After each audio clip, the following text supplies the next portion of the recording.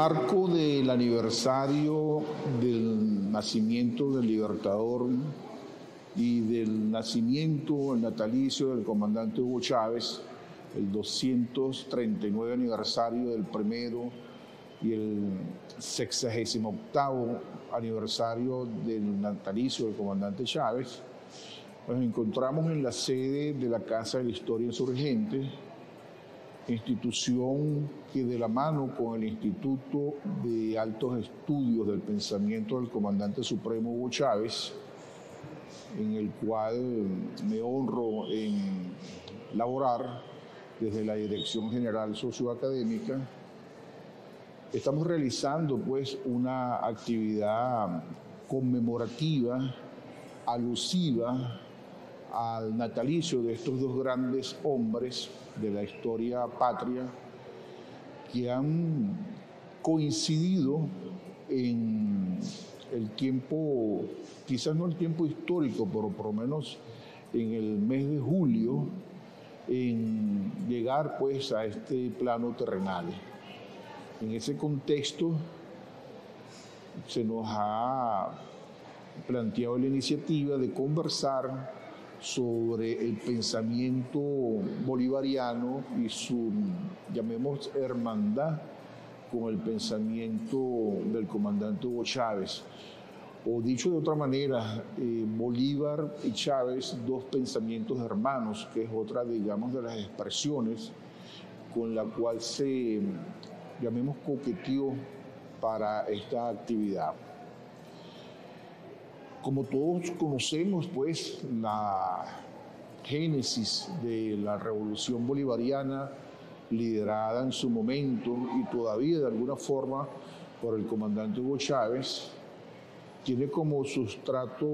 ideológico a la visión bolivariana de la política, de la vida, de la integración. Para nadie es un secreto, pues, que las raíces primigenias que nutren al comandante Hugo Chávez tienen que ver precisamente con la epopeya bolivariana. Y aquí hay que hacer quizás algunos paralelismos históricos que tienen que ver con el contexto internacional, el contexto geopolítico en el cual ambos líderes en su momento desarrollan su ciclo vital. En el caso del libertador Simón Bolívar, nosotros tenemos que ubicarnos en un contexto geopolítico e histórico en el cual él desarrolla su pensamiento y su acción. Y ese pensamiento y esa acción está profundamente influenciada por los acontecimientos que, como todos sabemos, se estaban generando en ese momento histórico y la decadencia del imperio español como potencia hegemónica de un contexto internacional que fundamentalmente estaba concentrado en una visión quizás europea o eurocéntrica, por llamarla de esa manera un poco más contemporánea.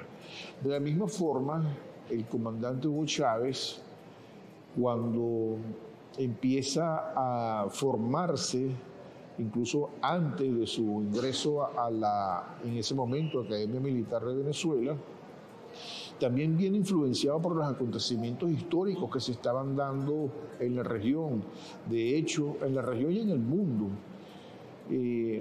Obviamente, para el momento de su nacimiento no tenía todavía conciencia que va adquiriendo de manera progresiva, pero es significativo que en el mismo año de 1954, cuando él llega a la vida terrenal,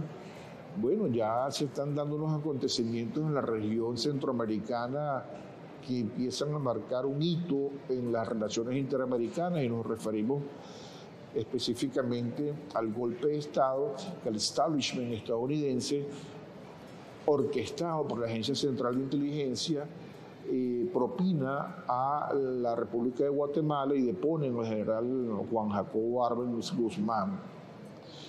El comandante Chávez también en esa etapa, digamos, de su niñez y de su adolescencia, toma noticias, pues, de la Revolución Cubana y de otros acontecimientos que se están dando en el mundo, que van a influir directamente, así como en su momento también influyeron esos acontecimientos en la formación del Libertador, van a influir también en la formación del comandante Chávez. Pero es que además el comandante Chávez tiene como referente, como estábamos señalando al principio, a la propia vida, obra y pensamiento del padre de la patria. Y es desde su etapa en las Fuerzas Armadas como oficial en condición de actividad, cuando se asoman con mayor fuerza y se define claramente esa estrecha vinculación entre el pensamiento bolivariano y lo que posteriormente se va a llamar la revolución bolivariana del siglo XXI. Nosotros observamos, por ejemplo, que en esa época de oficial en condición de actividad, un poco después del famoso Caracazo en febrero del 89, ya empiezan a hacerse, no públicos todavía, pero empiezan a haber manifestaciones escritas de esos pensamientos. Y aquí nos tenemos que referir específicamente al Libro Azul. En el Libro Azul, que ya estamos hablando en el año 91, ya se refleja con claridad meridiana el árbol de las tres raíces, y una de esas raíces es, por supuesto, el pensamiento y la doctrina bolivariana. Adicionalmente, otra de esas raíces, como todos sabemos, que es la de Simón Rodríguez, tiene una profunda influencia precisamente en el pensamiento bolivariano. De manera que cuando uno empieza a auscultar la vida ya un poco más pública o política del comandante Chávez, uno va a conseguir que esos pensamientos bolivarianos quedaron profundamente arraigados en su interior, en su ser, y lo traslada como un modo de concebir el mundo, de concebir la misma dinámica internacional, lo que se puede llamar la manera de interpretar el mundo, o dicho en otras palabras, o en una palabra, la cosmovisión. En este sentido, nosotros tenemos, por ejemplo, diferentes hitos que forman parte de la vida pública del comandante Chávez. Por ejemplo, cuando él accede formalmente al poder político en Venezuela, el 6 de diciembre del 98, inmediatamente el 2 de febrero del 99, comienza a llevar adelante una política enmarcada precisamente en la cosmovisión bolivariana de la integración y de lo que Bolívar llamó en su momento el equilibrio del universo, se llamó la doctrina bolivariana, el equilibrio del mundo, ¿verdad? Y ahí hace especial hincapié en justamente esos procesos de unión que quedaron, digamos, sin concreción, producto de la otrora confrontación hemisférica entre la visión monroísta y la visión bolivariana, que se expresan, como todos conocemos, en la doctrina Monroe y en el Congreso Anfictiónico de Panamá de 1826. Esa misma, digamos, confrontación y esa misma visión de dos mundos distintos y opuestos en materia de, llamemos, relaciones interamericanas, se vienen a manifestar nuevamente con una claridad muy fuerte con la propuesta del comandante Hugo Chávez. Y es ahí cuando nosotros empezamos a observar cómo elementos de la visión panamericana de la integración, y para ser más concreto y más específico, la llamada en su momento área de libre comercio de las Américas, viene a ser quizás el elemento fundamental de esa visión panamericana, y ante ella se antepone la visión ideada por el comandante Hugo Chávez y el comandante Fidel Castro Rojo en su momento, en diciembre de 2004, a través de la declaración conjunta. Pero aquí hay un sustrato mucho más profundo, porque tiene que ver con dos objetivos estratégicos que desde finales del siglo XIX, cuando estaba, digamos, iba a decir en pleno apogeo, pero realmente el pleno apogeo de esa confrontación entre la visión monroísta y la visión bolivariana de la integración, viene desde principios del siglo XIX, pero se mantuvo durante todo el siglo XIX e incluso durante todo el siglo XX. Y en 1889, en la ciudad de Washington, eso se expresa de una manera muy clara, porque en esa fecha, en esa ciudad de Washington, se reúnen todos los representantes de los países del continente americano en lo que se denominó y se denomina en la historia la primera conferencia internacional americana. Bueno, en esa primera conferencia internacional americana, que es producto de esta visión monroísta del relacionamiento interamericano, el establishment estadounidense lleva a la mesa, digamos, de negociación dos objetivos que se van a mantener como una constante histórica en la política exterior de los Estados Unidos hacia la América Latina y el Caribe. Uno de esos objetivos era en lo económico y el otro era en lo político. Y en lo económico, desde 1889, a partir de esa primera conferencia internacional americana celebrada en la ciudad de Washington, los Estados Unidos le plantean a todos los países del continente americano la creación de una unión aduanera. Y en el aspecto político, el objetivo político estratégico fundamental que ellos plantean, acompañando a este otro económico,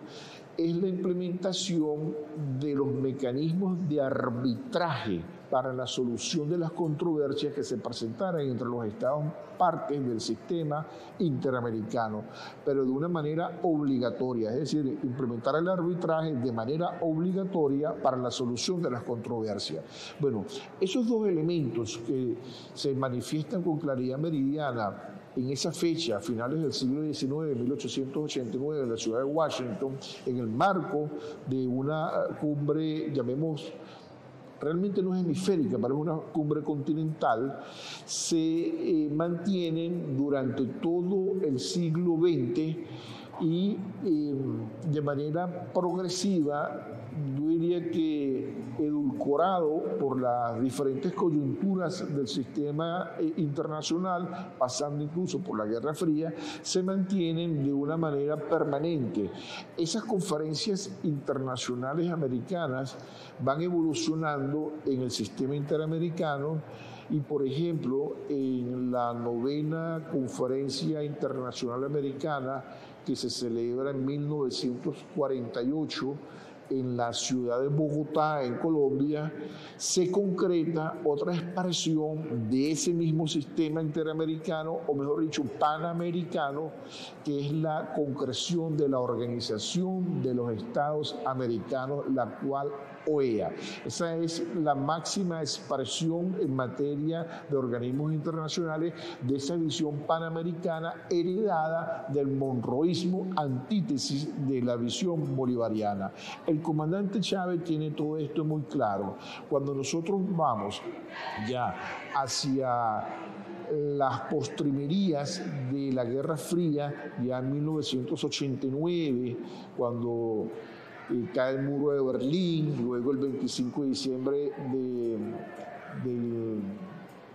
91, cuando se desintegra la Unión Soviética, ya los Estados Unidos empiezan a plasmar lo que ellos denominaron la iniciativa Bush para las Américas. Esa iniciativa Bush, básicamente, en esas postrimerías ya de la Guerra Fría, básicamente lo que era la reimposición de esta visión que ya venía desde el siglo XIX para implementar los objetivos estratégicos a los cuales nos hemos referido. De hecho, eso se transforma, esa iniciativa Bush para las Américas, se transforma un par de años más tarde en la famosa iniciativa del Área de Libre Comercio para las Américas, es decir, el ALCA. Cuando uno va a estudiar el ALCA, o cuando uno analiza el borrador del acuerdo del Área de Libre Comercio para las Américas, que por cierto todavía existe en internet en la propia página oficial del ALCA, en varios idiomas, uno se consigue que los diferentes capítulos, alrededor de 15 capítulos que conforman el acuerdo, en las diferentes áreas que van desde agricultura, comercio de bienes, comercio de servicios, compras del sector público, comercio electrónico, propiedad intelectual, inversiones, es decir, los 15 grandes capítulos que conforman ese, o que pretendían conformar el acuerdo del ALCA, todos terminan en materia de solución de controversia precisamente en los mecanismos de arbitraje obligatorio que ya se estaban planteando desde el siglo XIX en esa pugna que existía y sigue existiendo entre la visión bolivariana de la integración y la visión monroísta o la visión panamericana. Adicionalmente, en ese mismo esquema de área de libre comercio de las Américas, nosotros observamos que luego de la fase, digamos, de libre comercio que está establecida en todas las teorías de la integración económica, el paso siguiente obligatorio que viene después de establecer un área de libre comercio es la colocación de lo que se denomina un arancel externo común para esa área de libre comercio. Bueno, justamente al usted colocar un arancel externo común a todo el área de libre comercio de las Américas, automáticamente la convertiría en una unión aduanera. Es decir, aquellos dos mismos objetivos que se habían concretado en 1889, producto de esa vieja, digamos,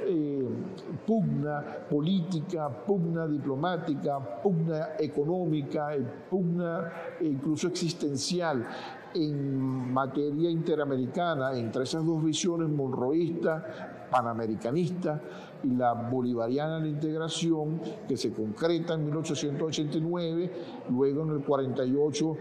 se asume como un organismo internacional, sazonado, como dijimos, por los diferentes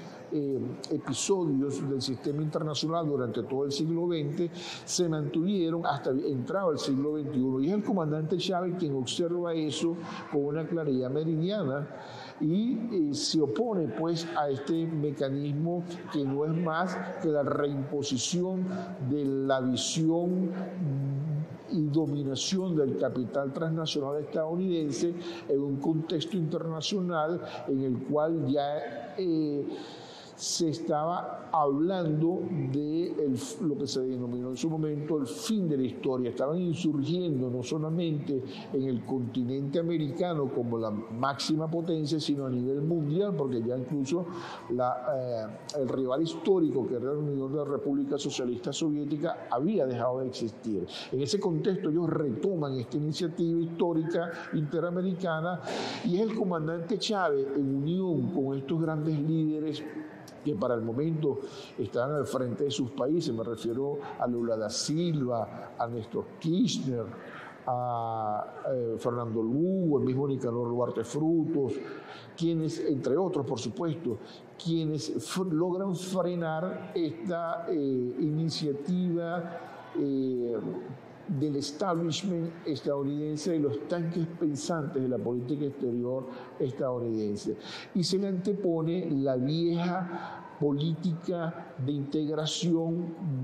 bajo la visión bolivariana, que ahora es expresada en la Alianza Bolivariana para las Américas, conocida por todos como el ALBA-TCP. El ALBA, Alianza en su momento alternativa bolivariana para las Américas, Tratado de Comercio de los Pueblos. Ese resurgir de la visión o de la confrontación entre estas dos grandes visiones históricas, entre el bolivarianismo expresado ahora en el ALBA y el panamericanismo expresado en su momento más reciente y fuerte en el ALCA,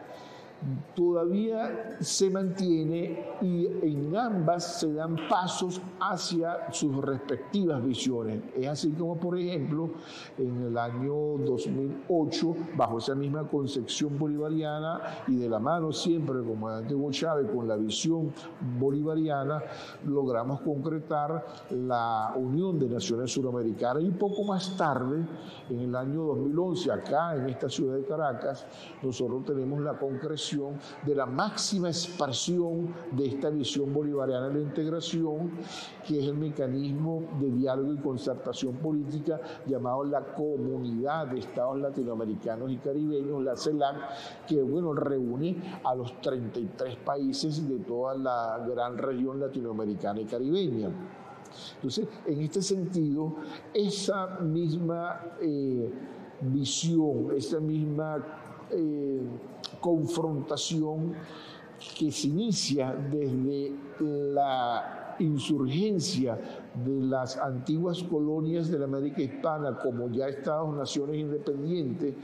y que coinciden con el surgimiento de la potencia estadounidense como un actor hegemónico en el sistema internacional del siglo XIX, se mantiene y se revitaliza en estos momentos con los elementos novedosos que ha traído la evolución